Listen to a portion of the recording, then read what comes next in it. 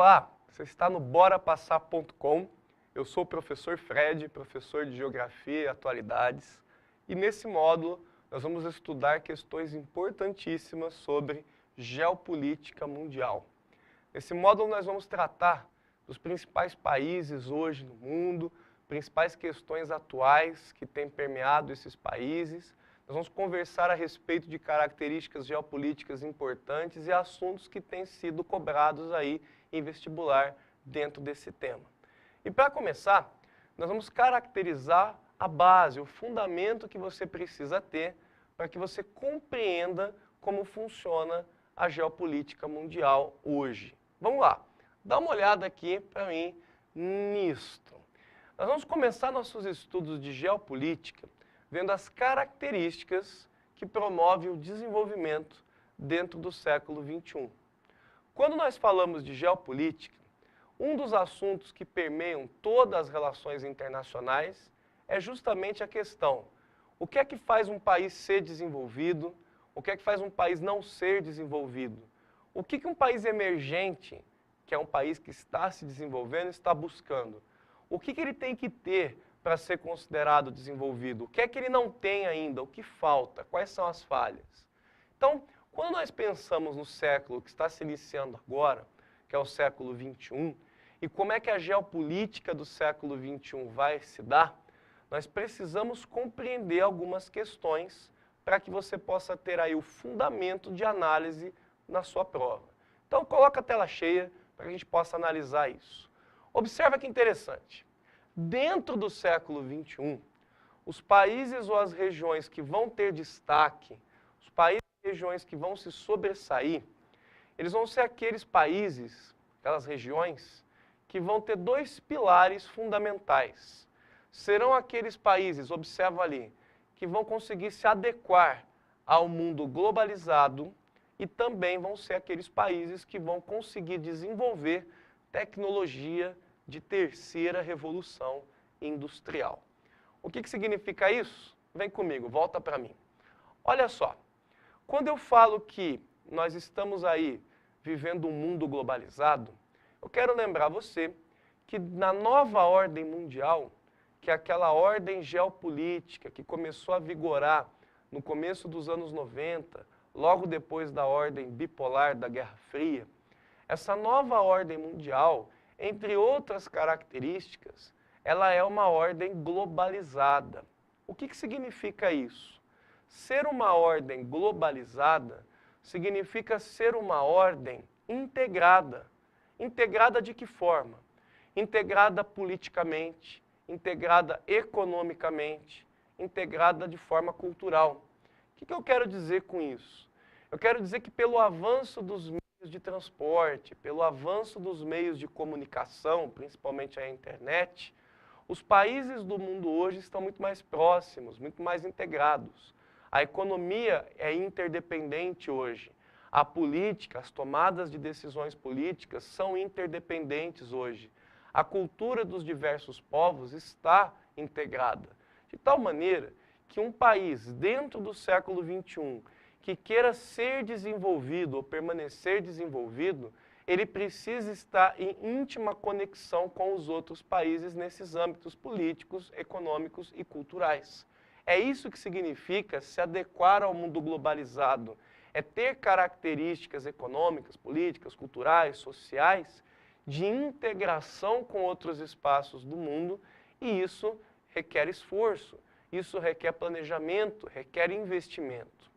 Um outro pilar importantíssimo que você não pode esquecer é que para se ter destaque dentro do século XXI, os países precisam estar inseridos na chamada terceira revolução industrial. A terceira revolução industrial é a revolução industrial que nos propiciou tecnologia de ponta, que nos propiciou alta tecnologia. Portanto, dizer que dentro do século XXI, para que uma região, um país seja desenvolvido, é preciso estar na terceira revolução industrial, é a mesma coisa que dizer que esse país precisa ter alta tecnologia, desenvolver tecnologia de ponta. Para quê? Para que ele seja eficiente na sua administração, para que ele tenha uma política mais incisiva e, principalmente, para que ele tenha vantagens comerciais sobre os seus concorrentes, que é exatamente a principal característica que define a nossa chamada nova ordem mundial. Agora, ok, você entendeu. Quer dizer, então, que eu preciso ter esses dois pilares, me inserir no mundo global e ter alta tecnologia, estar inserida na terceira revolução industrial. Ok, mas como isso pode ser entendido de uma forma mais íntima? Como é que eu posso entender que fatores contribuem ou concorrem para que isso aconteça? Enche a tela de novo para a gente avaliar. Olha só, para que isso aconteça, o que os países precisam desenvolver? Eu coloquei aqui para você 4 características importantíssimas para isso. Primeiro, vão ter que desenvolver um ótimo sistema educacional. Por quê? Já vou lhe contar. Segundo, a partir desse ótimo sistema educacional, tem que haver uma força de trabalho qualificada para se gerar riquezas. Tem que ter também um enorme mercado consumidor que faça aí a absorção da produção feita pela sua indústria, por exemplo, e tem que ter um Estado eficiente. Quem conseguir desenvolver essas 4 características vai estar em vantagem dentro do século XXI. Mas por quê? Volta para mim. Olha só, quando eu falo que tem que se desenvolver um ótimo sistema educacional, isso qualifica a mão de obra. Você já entende as 2 primeiras características junto. Um ótimo sistema educacional não é um sistema educacional que faz com que o aluno, com que o indivíduo se torne um repetidor de informações. Pelo contrário, um ótimo sistema educacional é aquele sistema educacional que cria um indivíduo pensante, cria um indivíduo empreendedor, alguém que está apto a buscar dentre os seus conhecimentos a solução para os problemas que se forem apresentando dentro da sua atividade de trabalho. É aí que nós formamos uma mão de obra qualificada. Se um país quer se integrar ao mundo globalizado, se um país quer ter desenvolvimento de alta tecnologia, ele precisa educar corretamente os seus cidadãos. Ele precisa criar uma população pensante, uma população que seja ativamente empreendedora, que resolva problemas, e isso vem de uma base educacional bem construída. Eu poderia citar para vocês, por exemplo, a Coreia do Sul, eu poderia citar o Japão, eu poderia citar alguns países europeus de maior destaque, onde o sistema educacional foi voltado para o empreendedorismo, para o pensamento, para a produção de riqueza e inovação tecnológica. Isso faz com que esses países desenvolvam uma força de trabalho qualificada, uma mão de obra qualificada, que vai acabar sendo fundamental para que o país se desenvolva, ok? O terceiro elemento também é muito importante. O terceiro elemento é um enorme mercado consumidor. Por que eu preciso ter um enorme mercado consumidor? Os produtos de alta tecnologia que eu vou produzir, eles vão ser consumidos por alguém. Este alguém é o mercado consumidor. Agora, reparem numa coisa. Eu não preciso ter um enorme mercado consumidor interno. No mundo global, que é o mundo que nós vivemos hoje, eu posso conquistar mercado consumidor fora do meu país. Eu posso conquistar o mercado global. É o caso, por exemplo, das transnacionais sul-coreanas. O mercado consumidor interno da Coreia do Sul é reduzido, porque tem uma população reduzida, não é um país muito populoso. Mas a tecnologia dos produtos feitos pelas indústrias sul-coreanas conquistam mercados em qualquer lugar do mundo. Conquista o mercado japonês, conquista o mercado americano, conquista o mercado europeu, o mercado sul-americano, da Oceania, enfim, são vendidos no mundo inteiro. É aí que entra a importância das chamadas transnacionais.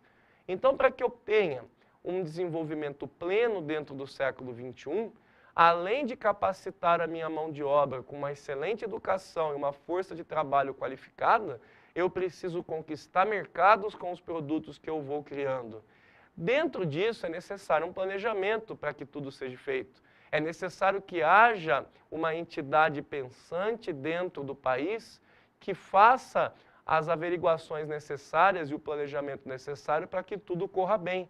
É por isso que a quarta característica é justamente um Estado eficiente.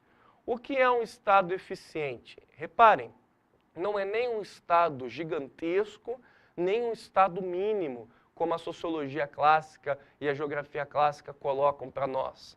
Um Estado eficiente é aquele que promova as mudanças e as características necessárias para o desenvolvimento de um país, seja na obra ou na área de infraestrutura, seja na área da educação, da saúde, da segurança, dos investimentos.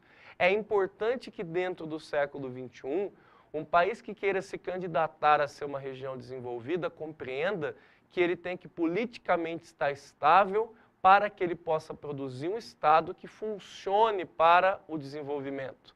Esse é o grande desafio de muitos países. Quando nós pensamos, por exemplo, nos estados que nós temos no continente africano, que ainda tem muitas disputas internas, ainda tem muita rivalidade étnica, quando nós pensamos na América Latina, que tem estados ainda muito ineficientes, com excesso de burocracia, de corrupção, tudo isso desestimula o desenvolvimento, atrasa o desenvolvimento. Entendeu? Quando nós olhamos para essas quatro características, nós percebemos que um país, para continuar sendo desenvolvido ou se desenvolver, ele precisa, como base, como fundamento, desenvolver esses quatro fatores, esses quatro elementos. Aquelas regiões do globo que conseguirem desenvolver isso ou manterem isso durante o século XXI serão desenvolvidas. Aquelas que não conseguirem, ou pior, que irem no sentido contrário desses quatro elementos, vão acabar ficando subdesenvolvidas e alijadas aí de todo o processo de desenvolvimento que o mundo pode oferecer.